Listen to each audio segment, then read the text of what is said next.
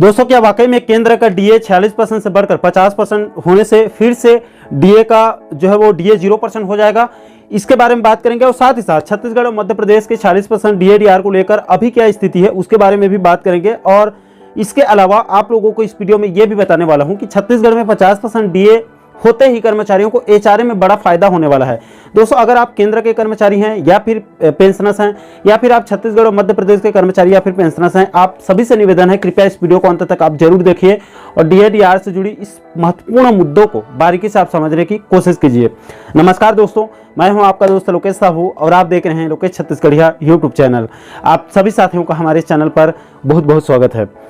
दोस्तों, सबसे पहले हम ये समझ लेते हैं कि आखिर जब केंद्र का 50% डीए होते ही कैसे फिर से 0% हो जाएगा।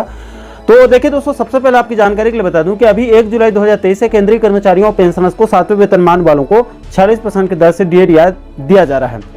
और अभी आचार संहिता लगने से पहले फिर से 1 जनवरी 2024 से देय तिथि से एरिया सहित 4% डीए वृद्धि होना लगभग तय है। इसके बाद केंद्रीय कर्मचारियों और पेंशनर्स का डीए 46% से बढ़कर सीधे 50% हो जाएगा। अब दोस्तों, मीडिया रिपोर्ट की माने तो जब केंद्रीय कर्मचारियों का डीए 50% होगा, उसके बाद जब फिर से 1 जुलाई 2024 में फिर से 4% डीए की वृद्धि होगी, तब एक्सपर्ट की माने तब 56% डीए नहीं होगा बल्कि 50% के बाद इसे शून्य कर दिया जाएगा और नई महंगाई भत्ते की कैलकुलेशन फिर से 0% से शुरू होगी। यानी कि आप मान सकते हैं कि केंद्रीय कर्मचारियों का 50% डीए वृद्धि होने के बाद 1 जुलाई 2024 से फिर से 4% डीए या फिर उससे ज़्यादा जैसे महंगाई की दर होगी उसके हिसाब से फिर से अलग गणना की शुरुआत होगी। दोस्तों, जानकारों के द्वारा इसका एक सटीक उदाहरण ये भी दिया जा रहा है कि दरअसल लेबर मिनिस्ट्री यानी कि श्रम मंत्रालय के द्वारा 2016 में 7वां वेतनमान लागू होने के बाद डीए के कैलकुलेशन में नया फार्मूला लागू किया गया था। श्रम मंत्रालय ने डीए के आधार वर्ष 2016 में बदलाव किया और मजदूरी दर सूचकांक जिसको वेज रेट इंडेक्स यानी कि WRI की नई सीरीज को जारी किया था।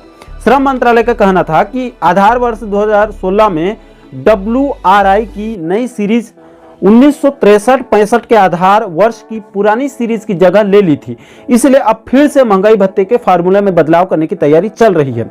इसलिए आप मान कर चलिए कि अभी मार्च में आचार संहिता लागू होने से पहले केंद्र सरकार के द्वारा केंद्रीय कर्मचारियों को 1 जनवरी 2024 से 46% डीए में 4% वृद्धि करके 50% किया जाएगा। इसकी भी तैयारी चल रही है। उसके बाद 1 जुलाई 2024 में नई फार्मूले के साथ फिर से 0% से यानी कि तब जितना परसेंट भी डीए वृद्धि होगी उसकी नई दर शुरू से जो है वो शुरू किया जाएगा।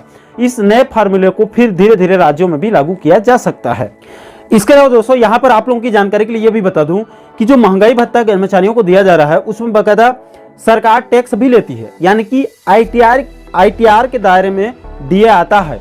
दोस्तों, खबरों की माने तो कर्मचारियों का डीए पूरी तरह से टैक्सेबल होता है। भारत के अंदर आयकर नियमों के तहत इनकम टैक्स रिटर्न यानी कि आईटीआर में डीए के बारे में अलग से जानकारी देना होता है, यानी कि कर्मचारियों को जितनी रकम डीए के रूप में मिलती है वह टैक्सेबल होता है और उसके लिए कर्मचारियों को बाकायदा टैक्स चुकाना पड़ता है। खास करके केंद्रीय कर्मचारियों को और ज़्यादा टैक्स देना होता है क्योंकि उनका सैलरी भी ज़्यादा होता है और डीए यानी कि जो भत्ते वगैरह है वो भी उनको ज़्यादा मिलता है, इसलिए वो टैक्स भी वो लोग ज़्यादा पे करते हैं।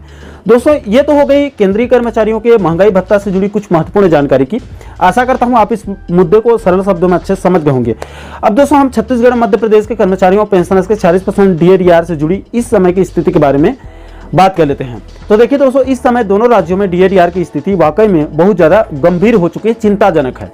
मध्य प्रदेश की बात करें तो वहां से डीए को लेकर एक राहत भरी खबर यह है कि वित्त विभाग के अधिकारियों ने 1 जुलाई 2023 से 9 महीने के एरिया सहित 4% डीए यानी कि 46% डीए फाइल को मुख्यमंत्री सचिवालय के पास भेज दिया गया है।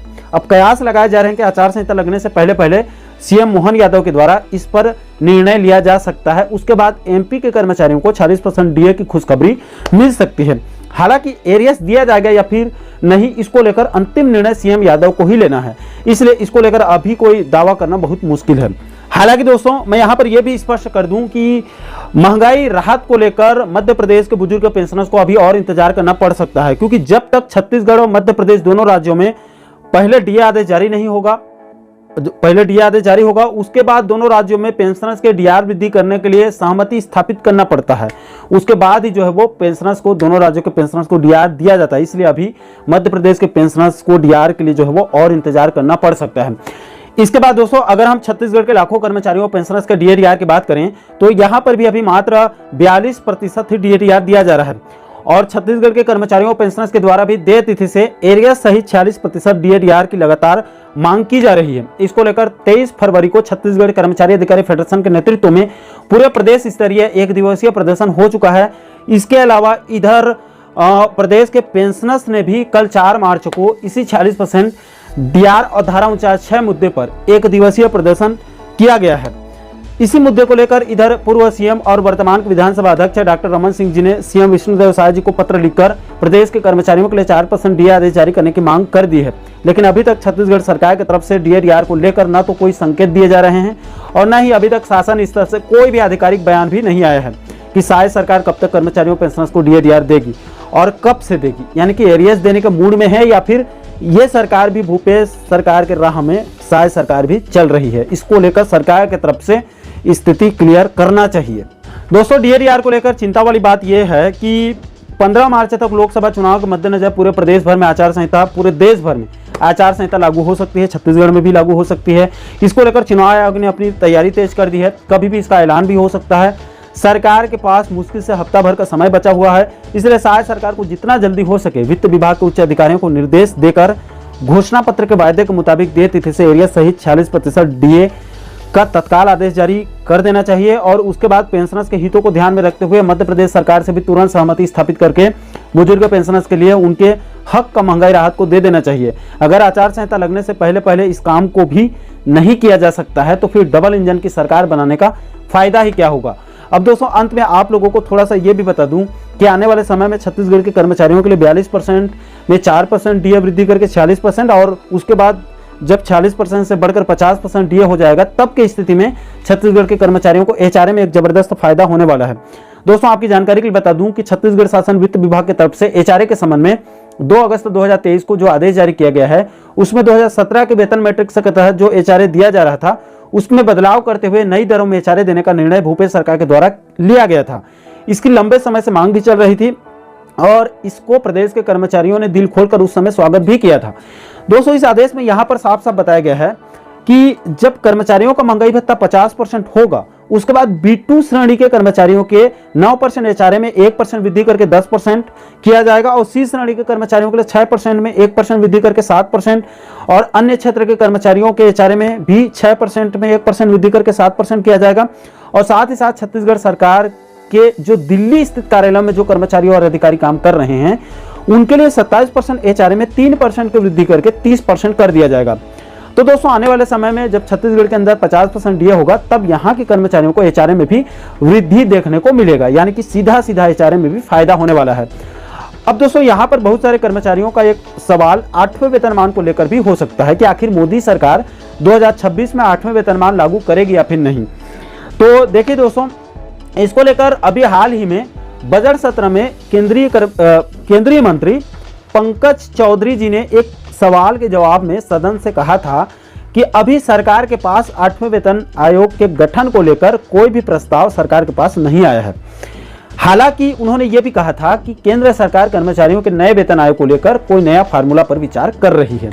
तो आशा करता हूं दोस्तों कि आप इस वीडियो के माध्यम से केंद्रीय कर्मचारियों के साथ साथ छत्तीसगढ़ और मध्य प्रदेश के कर्मचारियों के डीए से जुड़ी इस समय के इन सभी अपडेट को आप अच्छे से समझ गए होंगे। दोस्तों इन सभी मुद्दों को लेकर आप लोगों की क्या राय है नीचे आप लोग कमेंट सेक्शन में अपनी अपनी प्रतिक्रिया, अपना फीडबैक आप जरूर साझा कीजिएगा। और साथियों आप आगे भी कर्मचारी जगत से जुड़ी इसी प्रकार के अन्य महत्वपूर्ण मुद्दों पर वीडियो देखना चाहते हैं तो आप हमारे चैनल को जरूर सब्सक्राइब कर लीजिएगा ताकि आने वाले सभी नए वीडियो का नोटिफिकेशन आप लोगों तक तुरंत पहुंच सके। दोस्तों अभी के लिए फिलहाल इस वीडियो में इतना ही, मुझे दीजिए इजाजत। मैं मिलता हूं आपसे एक और महत्वपूर्ण मुद्दे के साथ, महत्वपूर्ण टॉपिक के साथ। तब तक के लिए जय हिंद, जय छत्तीसगढ़।